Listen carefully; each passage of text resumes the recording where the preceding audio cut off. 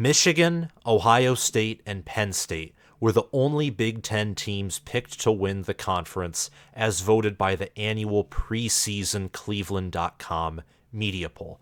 The Nittany Lions, the Buckeyes, and the Wolverines were also the only Big Ten teams to finish ranked in the AP Top 10 to conclude the 2022 season. In fact, they were the only three teams that finished ranked in the Big Ten Conference.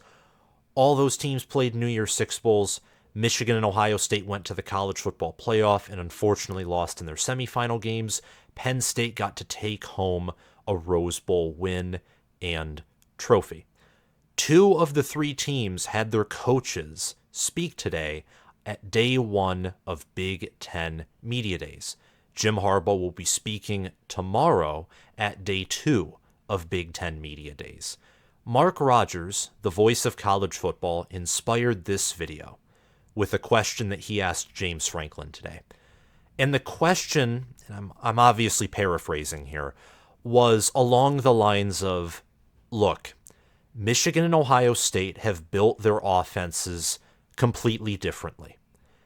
And how do you respond to that? Like, how does Penn State and how do they prepare on offense and defense?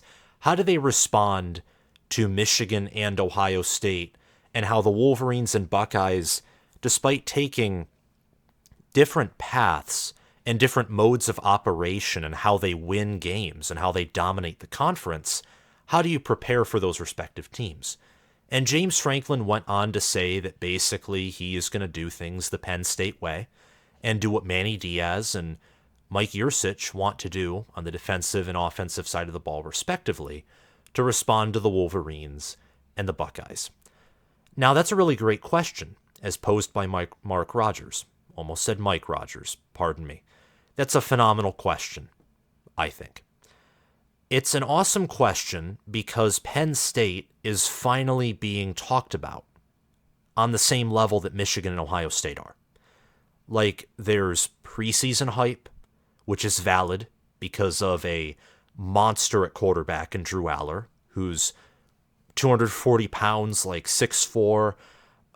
I knew that beforehand, that he was big, physical, built like an NFL player, but it didn't register in my mind. And then when I heard those, that information about him, his height and weight today, it finally registered. Like, his ceiling is probably limitless. It's understandable why there were Josh Allen comparisons made of him coming out of high school. They have Nicholas Singleton and Katron Allen at running back. They have the number one offensive line prospect in Olu Fashanu. They have Theo Johnson and Tyler Warren at tight end. Defensively, don't even get me started. I love Kalen King. I love Abdul Carter, Adisa Isaac, Danny Dennis Sutton, Chop Robinson.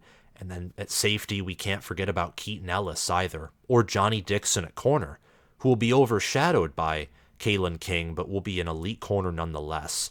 Penn State has players. There is reason for hype, absolute reason for it, and they're going to be a top 10 team. Penn State will be a top 10 team.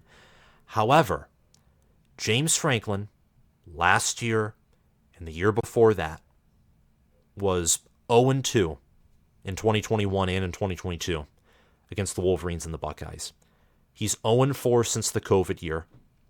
He all-time has below a 500 record against both Michigan and against Ohio State. His record against Ohio State, by the way, is bordering on just a 10% win percentage, which is abysmally low.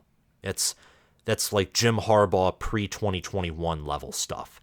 And against Michigan, he's proven he can beat Michigan, but it's about a 33% win percentage or so. Michigan and Ohio State, in conclusion to what I've been saying, and sort of what I think is the point of Mark Rogers' question, possibly, though I don't know this for sure, is basically Michigan and Ohio State have owned you for the past two seasons. They right now are at the top of the conference. Last year, they clotheslined you and totally killed you in both of the games. Penn State actually played the Buckeyes and Wolverines closer in 2021 with their 7-6 team and got blown out by both of them with their 11-2 team just last year. So what's James Franklin going to do about it? is basically how I interpreted the question, and I think that is also an important question. What's Penn State going to do against Michigan and against Ohio State, and how are they going to adapt? How are they going to change their defensive scheme, their offensive scheme, to counteract the Buckeyes and the Wolverines? What are they going to do? They're going to have to make changes, because what happened in 2021 and 2022, if you want to win the Big Ten and you want to reach the college football playoff and you realistically want to win a college football playoff game or a national championship, can't happen. It just can't happen. You can't allow 400 rushing yards in a game. You can't do it. You cannot allow a team to score 4 touchdowns in the fourth quarter. You cannot allow that to happen. You just can't do it. You can't have 4 turnovers in a game against that same team, Ohio State. You can't do that. And to narrow it down even further, you can't throw 3 interceptions to defensive ends in a single game. You can't do that. You just cannot do those things. And Penn State is not a bad team by any stretch of the imagination. And I'm not here to tell you that theoretically, or just analyzing their roster, there's no way they can beat Ohio State or Michigan. They can. But football, you get one game. You typically get one shot. Unless it's Georgia, Alabama in 2021, where they faced off twice, or Michigan and Ohio State potentially last year if things went differently, and I think Michigan and Ohio State this year. I think Michigan and Ohio State are going to face off once in the game, once in the national championship game. They will do what they failed to do last year. And it's up to James Franklin and Penn State, if they want to achieve at the highest level, to stop that this year. And I know you can always say, well, there's next year. I know that I personally think that next year is a better opportunity for Penn State to break through. But if not now, when Franklin will be nearly in his 10th year with the program, if not now, then when? You have Drew Aller at quarterback, 2 elite running backs, an offensive line that has the potential to be elite and is elite at tackle, a defensive end room that will be deep. There will be plenty of rotational players. I wouldn't be surprised if the Nittany Lions led the conference in sacks, and a secondary that, with Terry Smith, Anthony Poindexter, and whether it's Brent Pryor, Manny Diaz, the secondary will always be full of NFL players, as long as Terry Smith is there. And a team that develops players and puts them into the NFL. So what's Penn State going to do, and what's Penn State's competition? What are they facing, and what are they up against this season against Michigan and Ohio State? Penn State will probably be better than they were last year. They return both of their starting running backs and all the other players that I've mentioned now for probably the second or third time. They return a lot of studs, a lot of elite players. But Ohio State and Michigan return more elite players. Penn State's going to be playing one of these schools on the road, one of them at home, like they do every year. And the Big Ten should be deeper and stronger in 2023 than it was in 2022. In 2022, it truly was Michigan, Ohio State in Tier 1A, Penn State in Tier 1B, and every other team was in Tier 3 or maybe Tier 4 or lower. There was no Tier 2. The gap was that big.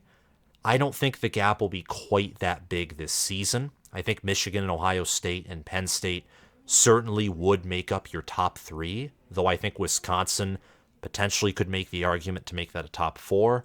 But in the preseason, looking at things, it's probably Michigan, probably Ohio State, in Tier 1A at least, and Penn State and maybe Wisconsin in Tier 1B, but definitely Penn State right now has the better reputation, more staff continuity, they've recruited much better, so I definitely give them a nod in like a tier list over Wisconsin, in my opinion. But let's talk about Penn State and zone in on them specifically. Last year, their only 2 losses were to Michigan, who finished number 3 and 13-1, and to Ohio State, finished number 4 and 11-2. The Nittany Lions were led by Sean Clifford. They had a revamped run game like no other. Penn State did not have a rushing attack like the one they had last year since 2018 and maybe since 2017 with Saquon Barkley. I mean, it was incredible when it worked. It was absolutely incredible. However, Michigan and Ohio State were the only two losses, and they weren't close losses. Michigan game especially, but even the Ohio State game. If you allow that many points in the fourth quarter, was the game really close? Or did Ohio State just wake up and do what it was supposed to do for the entire game? Penn State's ground game against both of these squads struggled mightily, and their defense did too. Against Michigan, they could not stop the run game, period, amen. Michigan was consistently opening up holes that were about as wide as a semi-truck. They were consistently opening up big holes for Blake Corum or Donovan Edwards or even C.J. Stokes to run through. C.J. Stokes is Michigan's third-string running back, and he rushed for more yards than Nicholas Singleton when Michigan and Penn State played each other. Penn State's offensive line and run game should not be that bad. C.J. Stokes is a good player, but Nicholas Singleton is elite. There's no excuse for that. Against Ohio State, Penn State avenges, or at least in theory fixes, its problems on the ground. They limit Mayan Williams. They limit Travion Henderson outside of two long runs, which were at the end of the game. They kept Ohio State's ground game pretty quiet. But a secondary that finished number 2 in America, only behind Illinois, in defensive passing efficiency, gave up long passes to Ohio State wide receivers. Now, that would be every secondary in the nation. Look at what Ohio State did to Georgia. That isn't shaming Penn State there. It's just saying that in the biggest moments, even with the best players, or with elite players, they couldn't get the job done. Whether it was game management, whether it was preparation, whether it was physicality and toughness at the lines of scrimmage, Penn State wasn't up to par when it came to Michigan and Ohio State. And that was last year. Like Kirk Ferentz said today at Media Days, every year there's a new team. But what has Penn State done? Like Mark Rogers asked, how have they approached the Michigan and Ohio State problem? And to me, and maybe I'm reading into this too much, after all, it is just Media Days, and the coaches know a lot more than any of us do. How has James Franklin addressed this? And to a certain degree, I think he dodged the question, just saying we do things the Penn State way. Well, Michigan did things the Michigan way for a long time under Jim Harbaugh, and it didn't work. So you know what he did? He brought in Josh Gaddis, and that failed. So then he got Sharon Moore, and he realized, I didn't have what I needed at the offensive line developmentally to do what I wanted to do against Ohio State. So then he adapted again, went back to his roots, and because Ohio State fell off a little bit on defense, he was able to go from being dominated by Ohio State to dominating Ohio State. It took Jim Harbaugh a while, and in retrospect, we can say it took him way too long. He nearly cost himself his job. He has a habit of getting in his way, but he answered the bell, and he responded, and he adapted, and now he's viewed as the best head coach in the Big Ten. His team's the unanimous preseason number 2 team behind Georgia, and I have them at number 1, and there are others, though a very small bunch, who have them at number 1 as well. They're basically a unanimous top 2 team. It's them and Georgia, viewed as their own tier. Some, I think, wisely have Ohio State in the same tier. I wouldn't count out the Buckeyes either, but we'll talk about those 2 teams more in detail in a few minutes here. Let's focus on Penn State. The Nittany Lions will have a top 2 tackle room and cornerback room in the Big Ten. I meant to add in the Big Ten there. I'm sorry about that. But I think you get the picture because we're talking about the Big Ten here mainly. Their linebackers will be elite too, same with their running backs and safeties. However, there are concerns at the interior of the offensive line, wide receiver, and defensive tackle. And I made a video that I will link down below in case you guys are curious to know some more of my thoughts about Penn State, Michigan, and Ohio State, that basically says the reason why Michigan and Ohio State are so far ahead of the rest of the conference is their interior trench play. That's why they are at the top. That's why they're the apple that everyone's trying to reach after. They're at the top of the shelf. It's their interior trench play. The guards they have, Zach Zinner, Trevor Keegan, Giovanni El-Hadi for Michigan, and then for Ohio State, it's Donovan Jackson, it's Matthew Jones. Their center's going to be Carson Hinsman, and Jacob James, their backup center, will probably get some rotational playing time at guard or center depending on injuries or poor performance. For Michigan at center, Drake Nugent is going to be an absolute stud. El-Hadi will be a key backup. He'll be a key backup at guard, and he'll be one of the Big Ten's better guards despite being a backup. Ohio State and Michigan have recruited and nurtured well at guard. Michigan is set at tackle much like Penn State, and Ohio State has questions there, but their tackle room will, I think, for sure improve as the season goes on, and it won't be bad. It will just be bad when you play against a defensive end room like Penn State or Michigan's. Penn State is safe at tackle.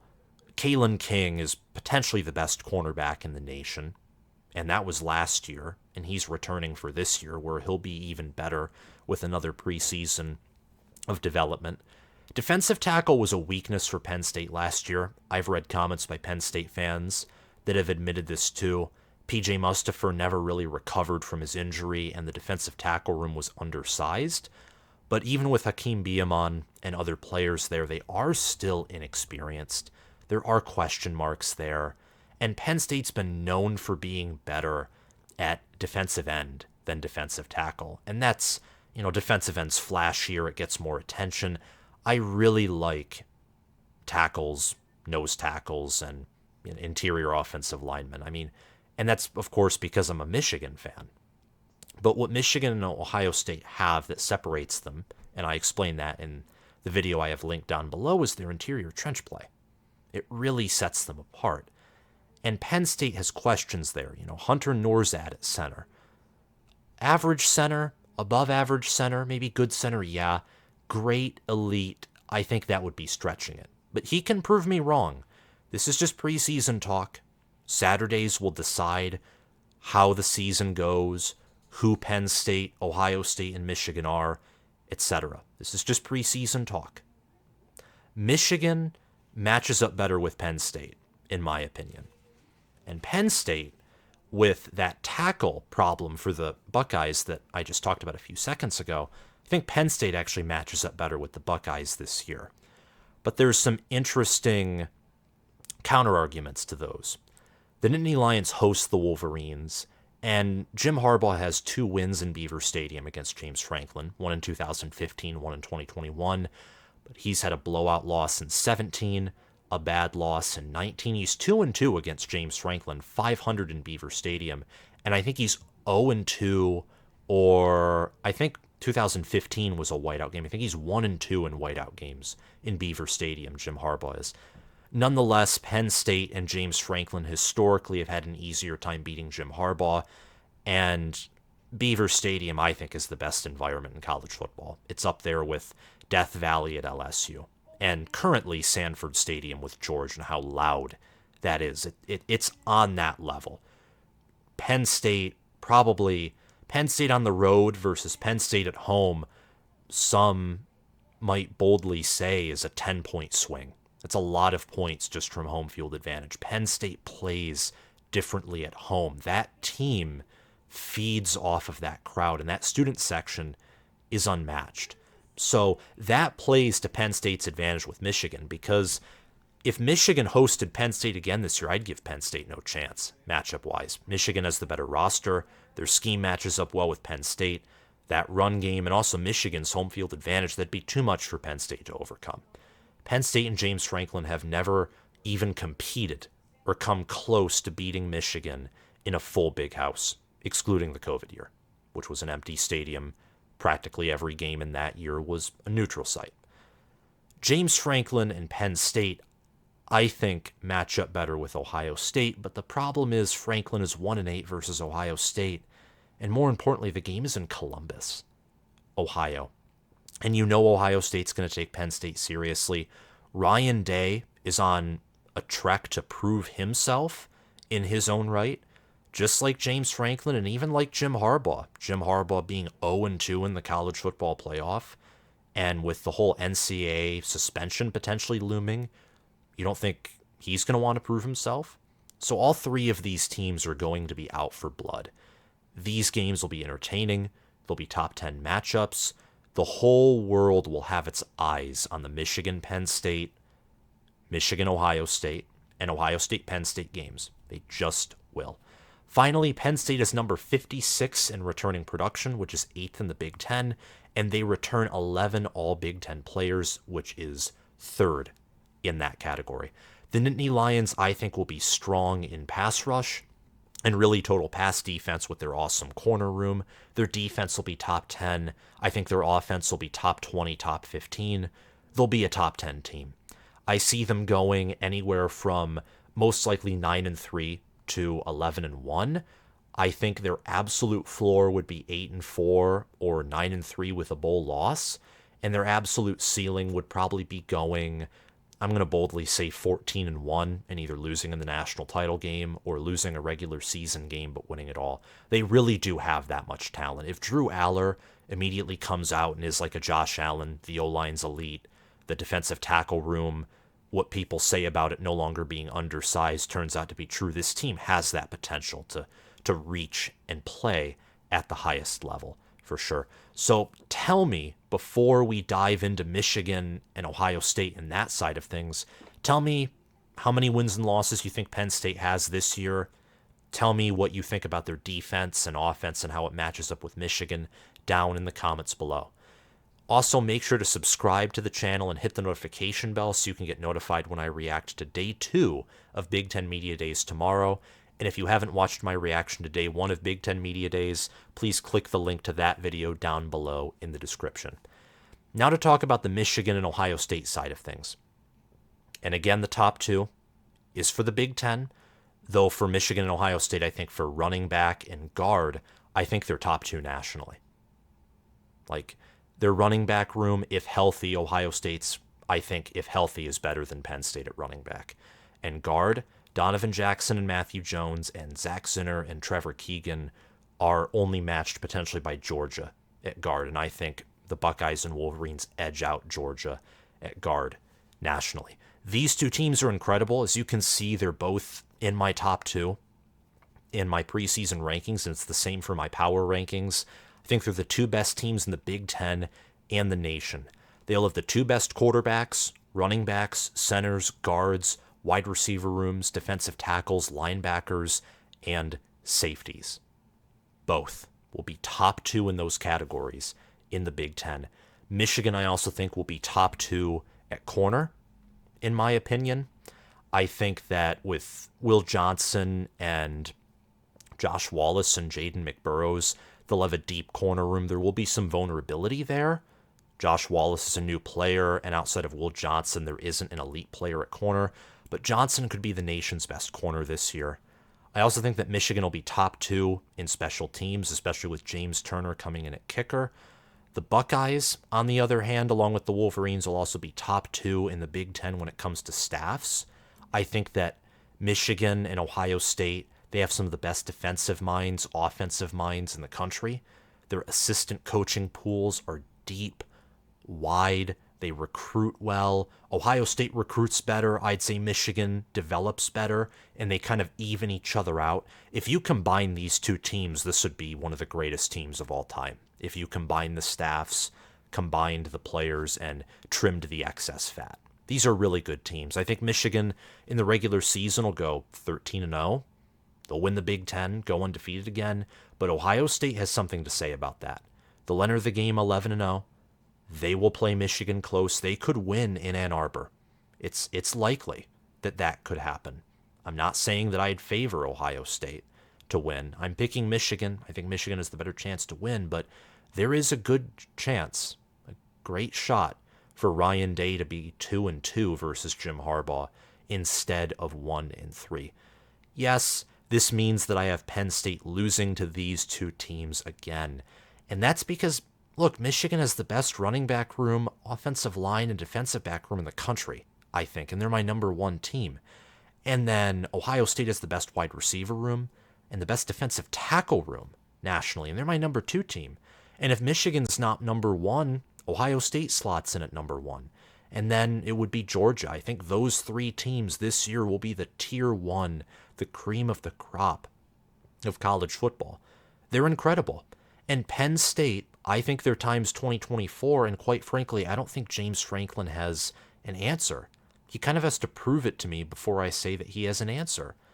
Saying we do things the Penn State way. I get that you want to play into a team's identity. You want to keep it consistent. And also, to a certain degree, what he's saying is good and it's productive. Penn State's recruiting well at the offensive line right now. You look at their 2022, 2023, 2024 recruiting class, especially the 23 class with Birchmeier and Williams, they're recruiting high-ceiling studs out of high school at O-line, and I think you will see the fruits of that play off, especially on the interior. You can tell by their recruiting that they are at least trying to address the weaknesses on the interior of the offensive line.